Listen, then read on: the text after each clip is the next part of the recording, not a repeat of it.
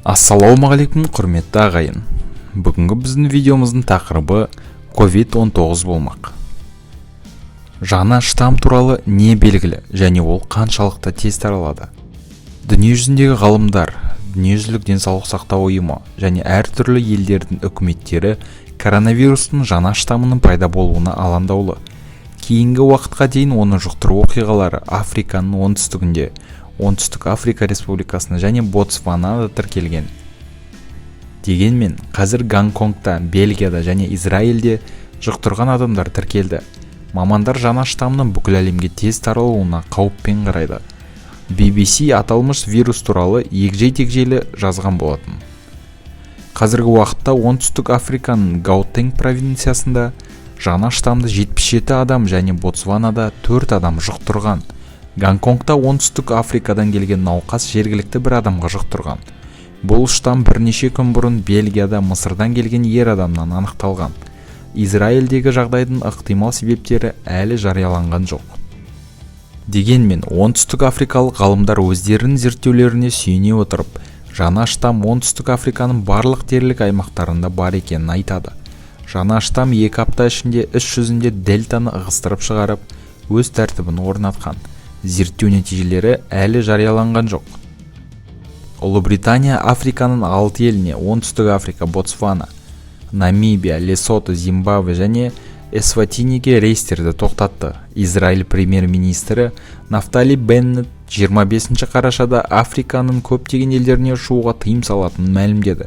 Бірқатар ел Оңтүстік Африка Республикасымен әуе қатынасын тоқтата бастады.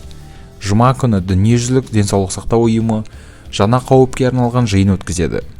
Альфа, бета және дельта штамдары сияқты жаңа штамның грек атау алатыны белгілі болды. Кейіннен жаңа штамм омикрон деп аталды. Ғалымдар жаңа штамм мутацияларының саны қорқынышты дейді. Коронавирустың алдыңғы нұсқаларының ешқайсысы мұндай күшті мутацияға ұшырамаған. Қазіргі уақытта ең маңызды мәселе бұл штамм қаншалықты тез таралады.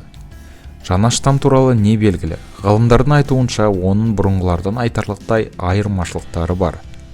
Бұл нұсқа бізді таңғалдырды. Ол үлкен эволюциялық дамудан және 50-ге жуық мутациядан өтті, деді журналистерге оңтүстік африкалық профессор. 50 мутацияның 30-ға жуығы вирус қабығындағы спик белок, тәж тәрізді тікенектерге жатады. Олардың көмегімен вирус адам жасушасына орналасады. Бұл жаңа штамның ең алаңдатарлық аспектісі. Ғалымдар вакциналардың көпшілігі осы тікендерді бейтараптандыру үшін жұмыс істейтінін айтады. Ғалымдардың пікірінше, иммунитеті әлсіреген және вирусты жеңе алмаған науқастың ағзасында мутация деңгейі туындауы мүмкін. Омикрон несімен қауіпті? Күшті мутация адамдар үшін қауіпті болмаса да, сарапшылардың айтуынша қазіргі уақытта пайда болған вирус Уханда пандемия тудырған вирустан түбегейлі айырмашылығы бар екенін түсіну керек. Атап айтқанда, кейбір мутациялар адам ағзасындағы антиденелердің вирусты бұрынғыдай оңай танымайтындығына әкеледі. N501Y деп аталатын мутация вирусты жұқпалы етеді. Әрбір жаңа өзгеріспен вирустың таралуы артады.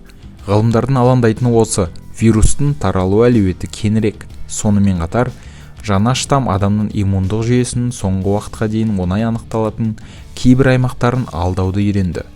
Вакцинация деңгейі жоғары елдерде коронавирустың жаңа нұсқасы қай жерде көрінетіні белгісіз. Сондай-ақ аурудың берілу тұрғысынан дельта штаммынан қаншалықты қауіпті екені де белгісіз. Қазіргі уақытта зертханалық жұмыс жүргізіліп жатыр. Денсаулық сақтау ұйымы елдерден эпидемиологиялық қауіпсіздік шараларын күшейтуді және жаңа штамдардың таралуы туралы тұрақты статистиканы ұсынуды сұрады. Бүгінгі жаңалығымыз осындай, достар. Жаңа ақпараттармен біз сіздермен бірге бөлісетін боламыз. Өз ойларыңызды видео астындағы комментарийге қалдырсаңыздар болады. Қош сау болыңыздар, ағайын.